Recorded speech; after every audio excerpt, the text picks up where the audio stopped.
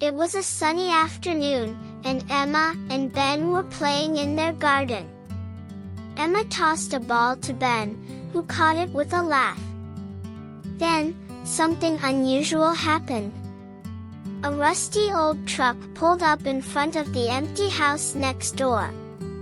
A tall man stepped out.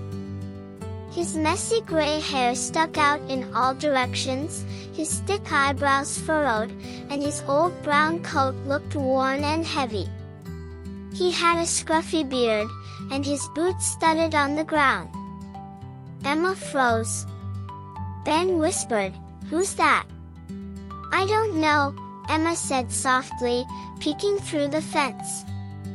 The man carried a worn suitcase and disappeared inside the house without a word.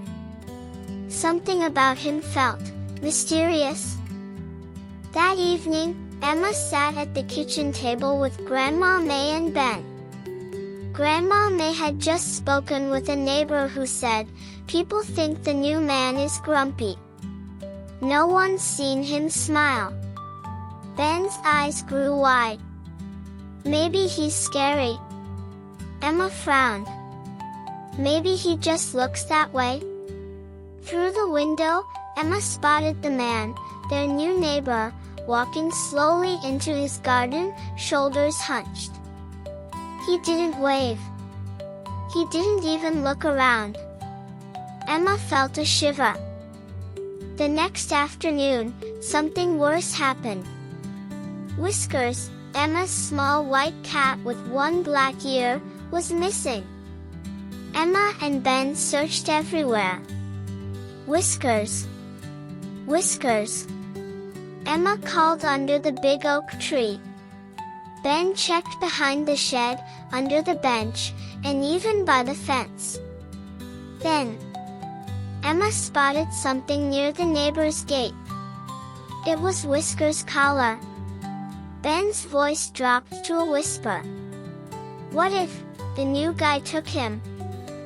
Emma hesitated. "He does look scary." The thought made her stomach twist. They crouched behind the hedge and peeked at the neighbor's house. The man, Mr. Grumble, according to the mailbox, walked to his back door carrying a small basket. Through the slightly open door, Emma saw something white. A paw. Ben gasped. "That's Whiskers." They tiptoed across the yard. The grass brushed against their legs as they got closer. Inside, they heard soft humming, and a gentle purring sound. They peeked through the open door. Mr. Grumble was sitting at a small table, carefully spooning food into a bowl. Whiskers was curled up in a cozy blanket on his lap, purring like a tiny motor. Emma's eyes widened. This didn't look scary at all. Mr. Grumble looked up, surprised to see them. "Oh, you must be Whiskers' family," he said warmly. "I found him stuck in the fence. Poor thing was shivering, so I brought him in for some food and warmth." He stood and gently held Whiskers out to Emma. The little cat meowed happily. Ben and Emma exchanged a guilty glance. "I'm sorry," Emma said. We thought you might be scary." Mr. Grumble chuckled. "It's all right.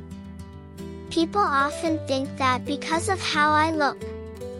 But I love helping my neighbors." He invited them inside. They sat around a small wooden table with warm tea and biscuits. Whiskers purred in Emma's lap while Ben chatted with Mr. Grumble. Over the next few days, Mr. Grumble proved just how kind he was. He fixed Grandma May's broken fence, hammering it back into shape while Ben held the wood steady. Emma and Mr. Grumble planted bright flowers in her garden. Grandma May brought out a tray of lemonade, smiling as she watched them work together. The neighborhood started to change. Kids rode their bikes past Mr. Grumble's house and waved. He waved back with a small smile. Sometimes, they saw him tossing a ball for Whiskers in his garden. Other times, he was chatting with neighbors by his gate. The man who once seemed so mysterious had become a friend.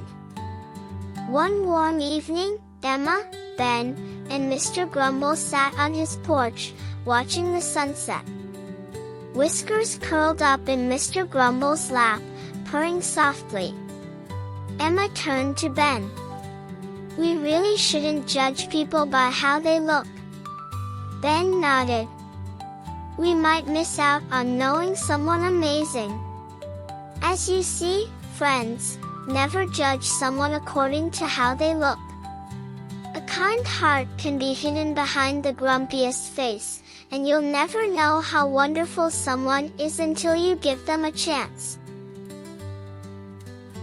If you enjoyed this story, give it a thumbs up, share it with your friends, and don't forget to subscribe for more fun and meaningful kids stories every week.